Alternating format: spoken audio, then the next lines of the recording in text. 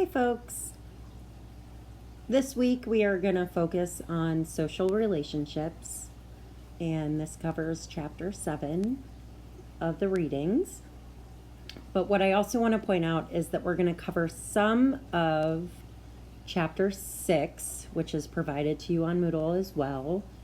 And this is pages 146 to 158 in chapter 6 of reception of stimuli and integration of activities.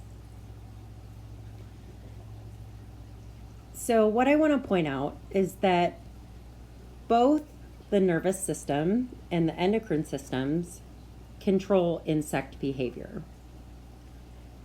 And when we talk about the endocrine system, hormones are circulated through the hemolymph.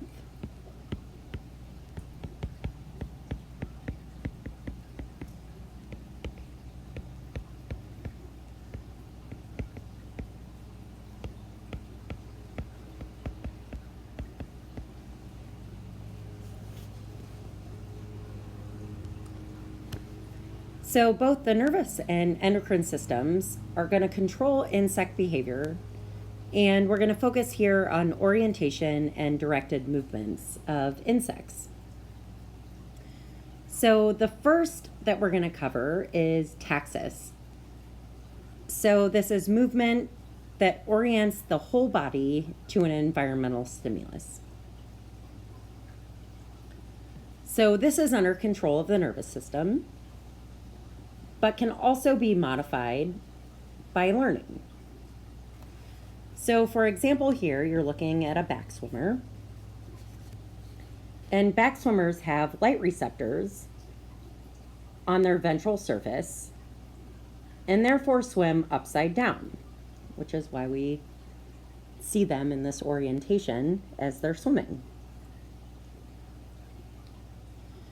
So there are a variety of types of taxis that we need to cover. So first is geotaxis. This is taxis to gravity. Phototaxis is taxis to light. Phonotaxis is taxis to sound. And anemotaxis is taxis to wind. So we're talking about here with each of these arrows, orientation to these sources. Keeping in mind that orientation may be positive, so towards gravity, light, sound, or wind, or negative, so away from gravity, light, sound, or wind.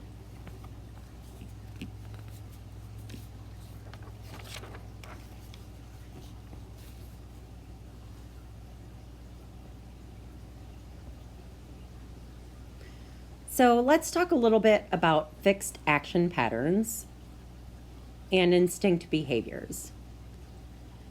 So we see these for feeding, migration, mating, oviposition, and nest building.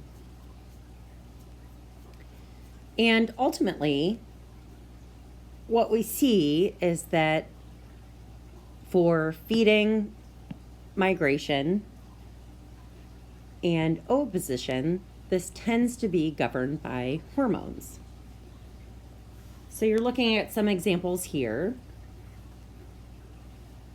where we're looking at feeding, migration, and oviposition.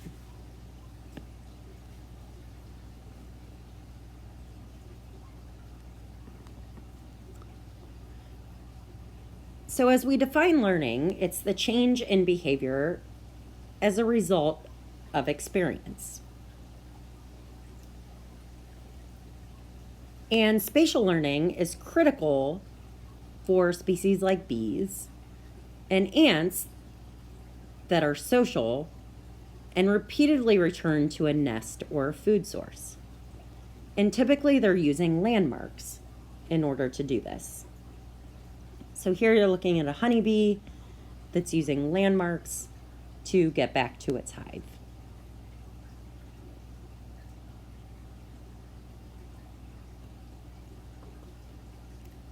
Another aspect that we need to consider is communication.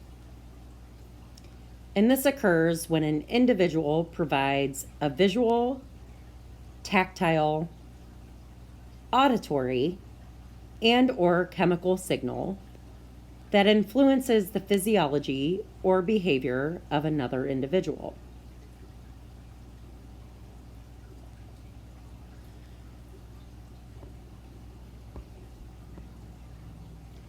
So this communication can happen by sight. So for example here, you're looking at a lightning bug, and they communicate by sight of their lights.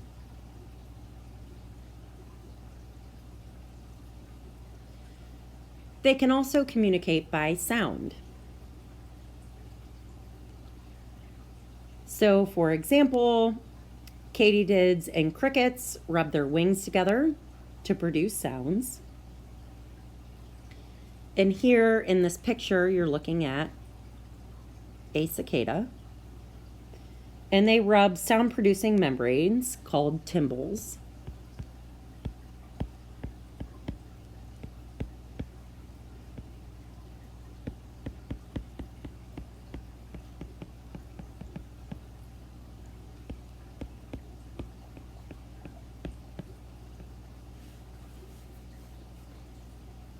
And they rub these tymbals together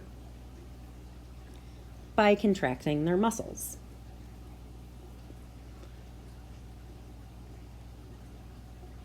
Grasshoppers, for example, rub their hind femur against veins of the forewing to produce sound. So there's a variety of ways that insects can produce sound, sometimes by rubbing body parts together, by contracting muscles against membranes, or by drumming a part of their body against the surface.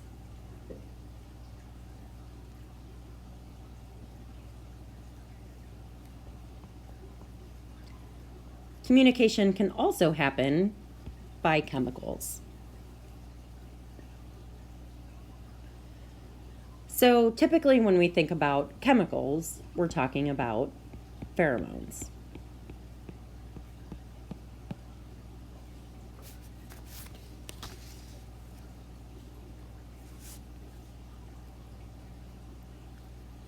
So pheromones play a major role in the interactions between individuals. And these interactions can be communication in a variety of ways, recognition and behavior. Often when they're in colonies, we can see control of post-embryonic development and physiology of adults being regulated by pheromones. And some common types of pheromones are related to sex, aggregating, and alarm.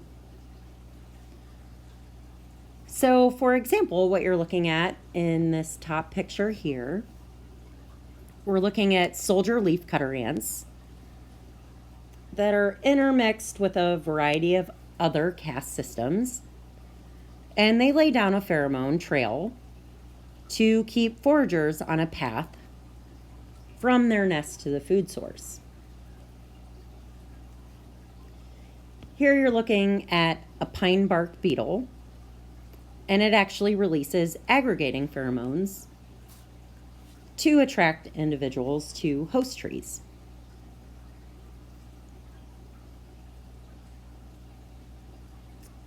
So the majority of pheromones are released into the air.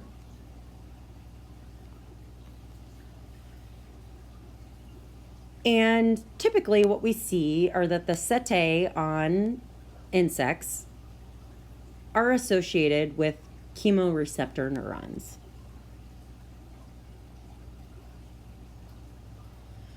We also see that pheromones released in the air are generally also associated with antennae in the mouth parts. So we're looking at some examples here. Here you're looking at Bombyx mori, and this is the silk moth. And as we zoom in on its antennae, you're seeing some structures here.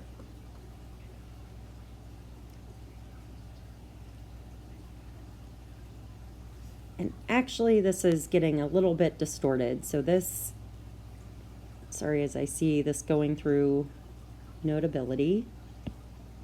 We'll get back to this picture in just a second. But we're looking at some close-ups of the antennae to these two pictures on the right-hand side.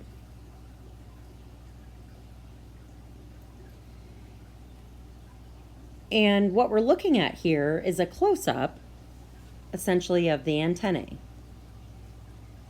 So on these antennae, we have really important chemoreceptors.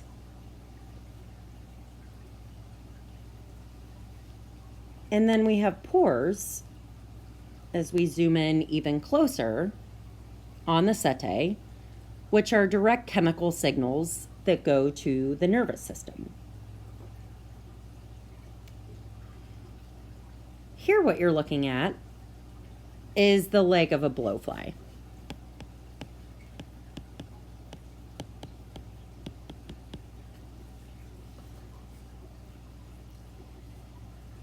And we're finding on these setae, obviously shown here, that have chemoreceptors on them that detect pheromones. And setae aren't only found on the legs of insects, they can be found on other places of the body. So a lot of this communication plays into social behavior. And not all insects are social in their behavior, but they do have to communicate. So what I want to focus on next is those insects that display social behavior. And before we get to that, I want to talk about those that are not social, that are solitary. So solitary insects are considered to be non-social or not social. And the majority of insects fall into this category. Only 2% of insects are considered to be social.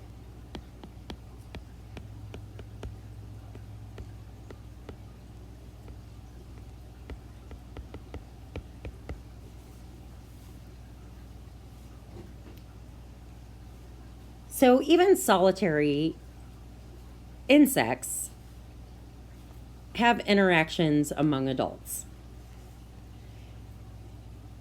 And this becomes important with sexual behavior, competition, and overwintering. And obviously these interactions, even in solitary insects, are still important. So for example, monarchs are considered to be solitary, but they overwinter together to minimize predation risk.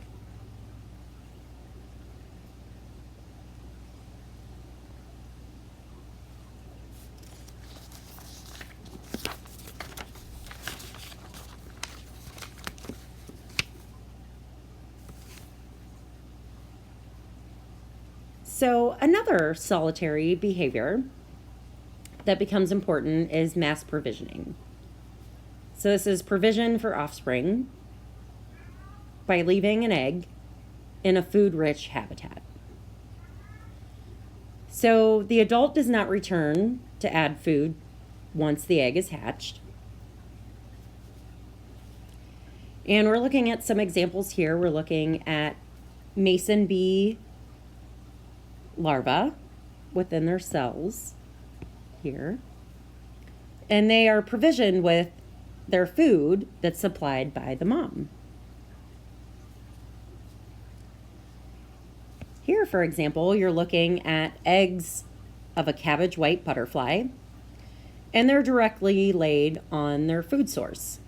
So when they hatch, their food is available directly when they hatch.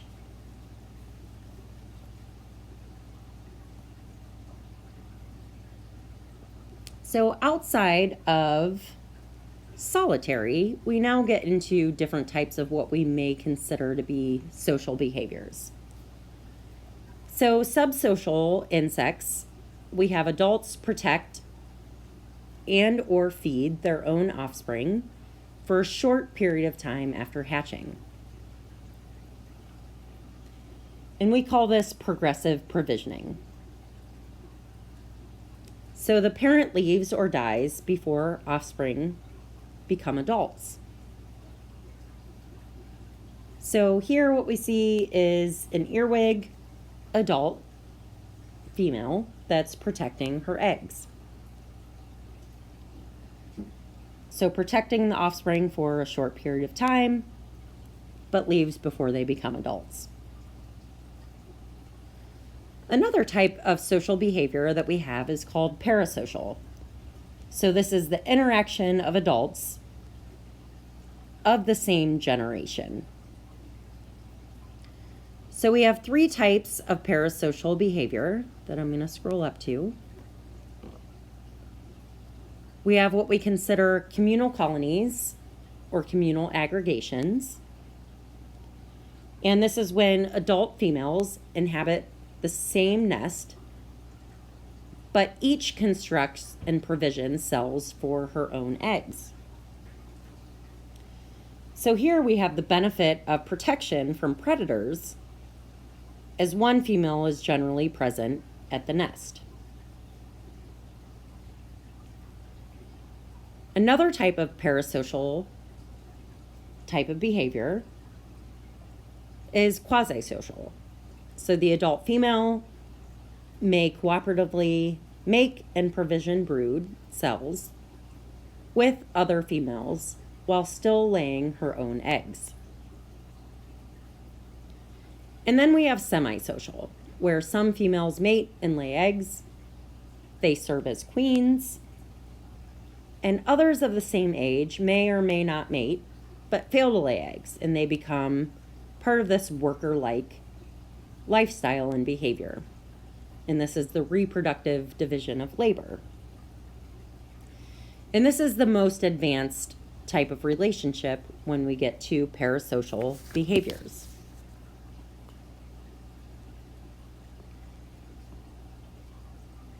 And now we're getting to what we consider to be eusocial behaviors.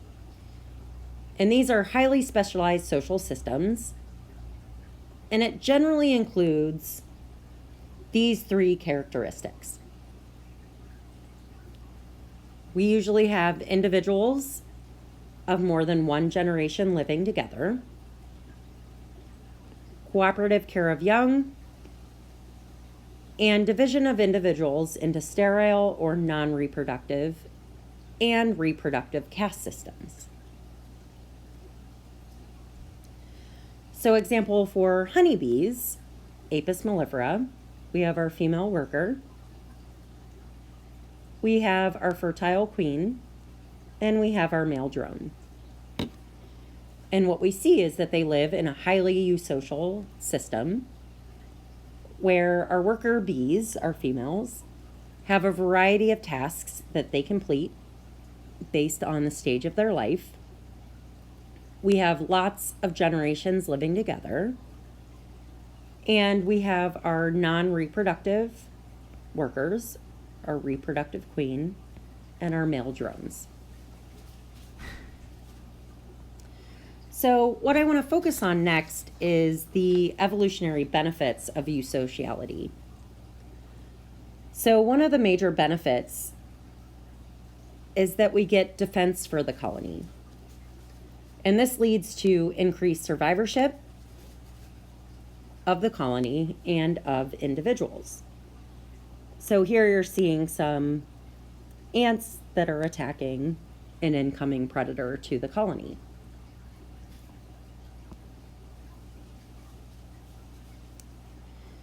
Another evolutionary benefit is parental manipulation. So in this instance, the queen suppresses reproduction of daughter workers or other females in the nests. And this can come in the form of behavioral dominance, sterilizing pheromones, or partial starvation. And in order for this to work, the workers are to stay at the risk of failure in founding a new nest and must be greater than the risk of staying. So there's a trade-off here where the workers are benefiting, balancing the risk of failure in producing their own nest versus staying in their current one.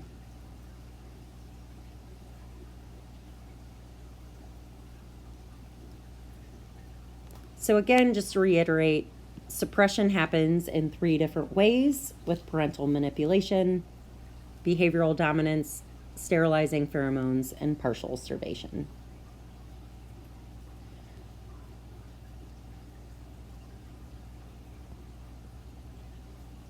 Another way that this happens, another evolutionary benefit of eusociality, is kin selection. So we define this as natural selection in favor of behavior by individuals that may decrease their chance of survival, but increases that of their kin. So those who share a proportion of their genes. So ultimately, this promotes the fitness of the colony.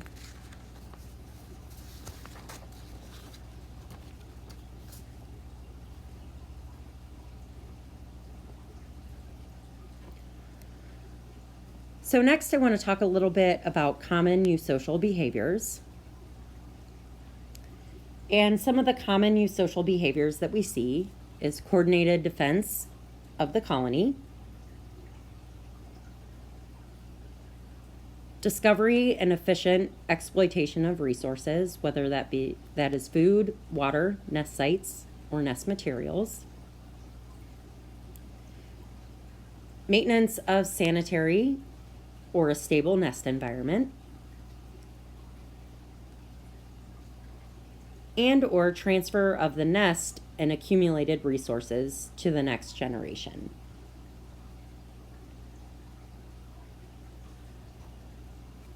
So for example here, you're looking at leafcutter ants, and you're looking at different caste systems here, where we have the queen that's responsible for reproduction.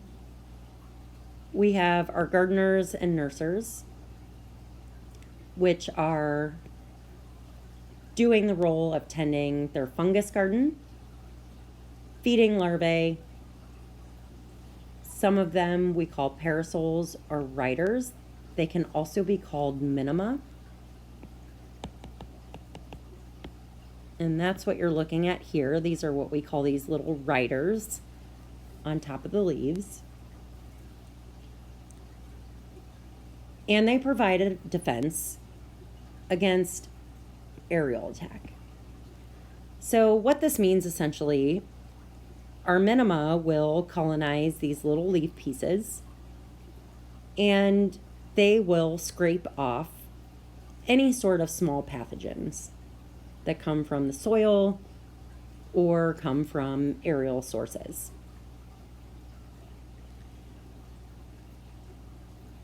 We also have individuals that process leaves, that feed the queen, and work on garden reconstruction. And as they get bigger, sometimes they then cut leaves, they carry the leaves, they defend against small invaders, and they deal with excavation of the burrows.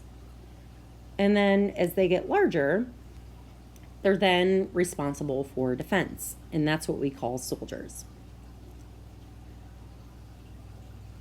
So what you're noticing here is as they grow in size, they go into different caste systems where they become responsible for different activities. So the background biological behavior of these leafcutter ants is that they use leaves in order to bring them back into burrows underground. And as they bring them into their burrows underground, they cultivate a fungus. And this fungus becomes a food resource for the ants. So they're not actually eating leaves, but they'll crawl up into trees in tropical rainforest, cut pieces of leaves that you're seeing here, bring them down to their burrows, and then that is their major food resource. So in order to cultivate that fungus, they have to keep it pretty sterile, which is where we see some of these gardeners becoming important for removing any microbes that might inhibit fungus growth, and some of those that maintain the garden in order to allow the fungus to grow and become a food resource.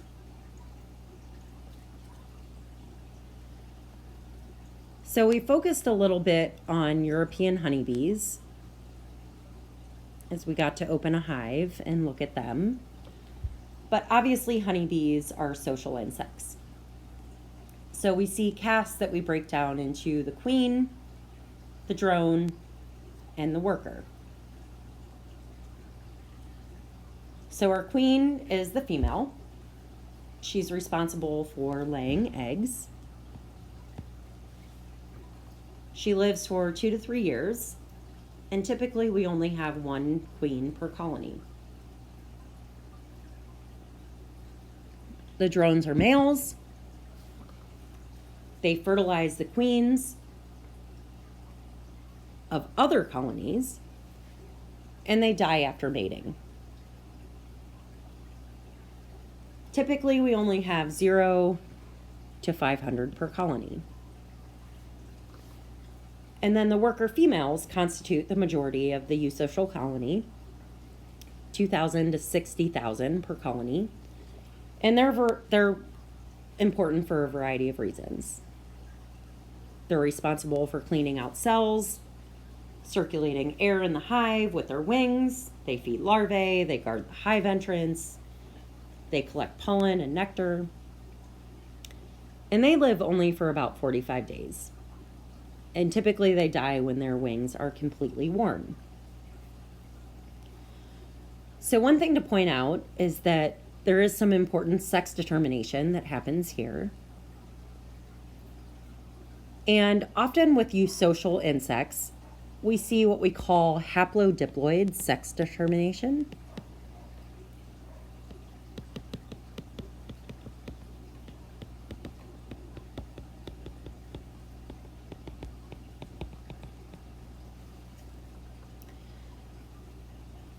So what we see is that the males are haploid. So they develop from unfertilized eggs. And the females are diploid.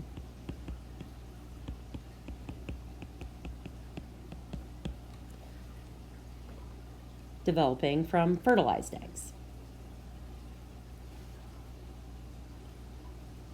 So when it comes to communication, obviously for eusocial insects, this becomes incredibly important. So the example that I want to talk about, again, is with honeybees. And what I want to talk about here is how worker honeybees communicate flower location using something called the waggle dance. So this is only performed by successful scout bees. And what they do, essentially, is perform a variety of behaviors that shows other scout bees where to find good food resources. So one part of this communication of their waggle dance is how they angle their body with the sun. And this angle with the sun, when they're in the hive, indicates the direction of their floral resource. So here, if they are angling their body with the sun at a 20-degree angle, they'll have an idea of the direction to fly as a scout bee to find those flowers. The way that they figure out distance is by width of a dance during their waggle dance, where they do this figure 8 pattern. And the width of the figure 8 shows the distance to the flowers. The reason that it's called a waggle dance is because, you might notice here, they vibrate their abdomen.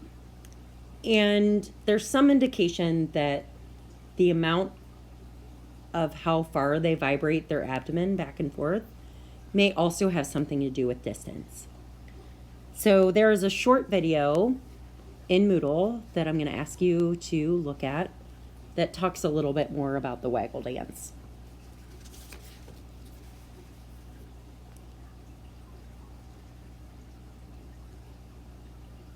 And the YouTube video is here. It's also in our Moodle site. So what I want to wrap up with today is the biology of termites. So they're not hymenopterans, they're in the order Blattidia.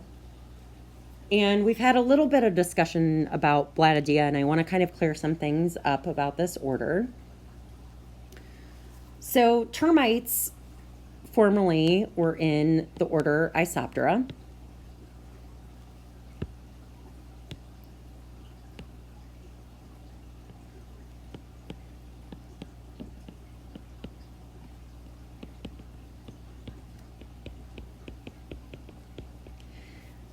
There is now a debate on whether or not this order should be retained for termites or if it should be abandoned, but your book and your key places them under the order Blattidia. So that's what we should use here as you're building your collection.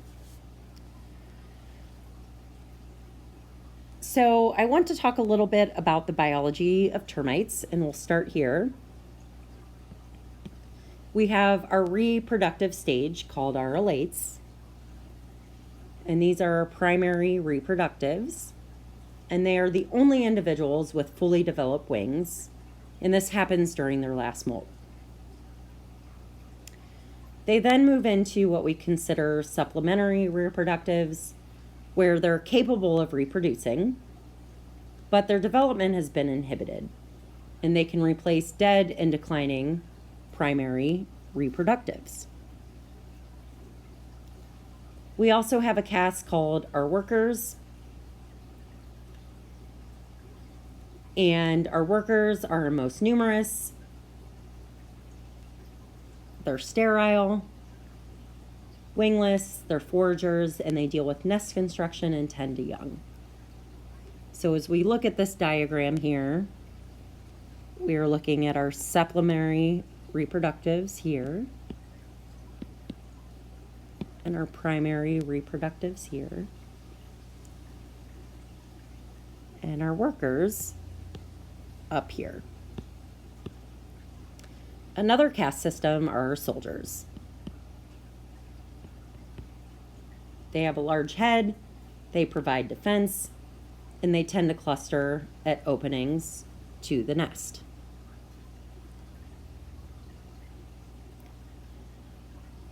You're also seeing the queen, and then we have our males here. They reproduce to produce eggs. We go through a nymph, older nymph, and then into these different caste systems that you're looking at here. So caste determination is controlled by pheromones, and this is the same through bees, through royal jelly. But in termites, they do it by anal feeding, in addition to pheromones. So they're sharing symbiotic protozoans that also seem to dictate caste stages. So one thing that I want to point out is that termites differ from eusocial hymenopteran in that they live in colonies with castes of both sexes. Both sexes are diploid. They are hemimetabolists, and young instars participate in the work of the colony.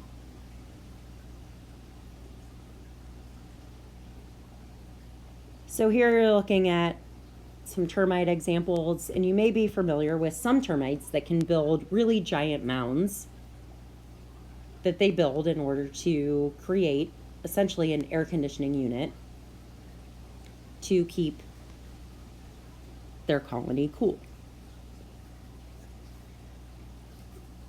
So there are a couple of videos that are available for you. One that's required is a TED Talk on ants, but there's also a video on termites that is optional. You don't have to watch it. You're not going to be quizzed on it. But it gives you a little bit more into the biology and sociology of termites.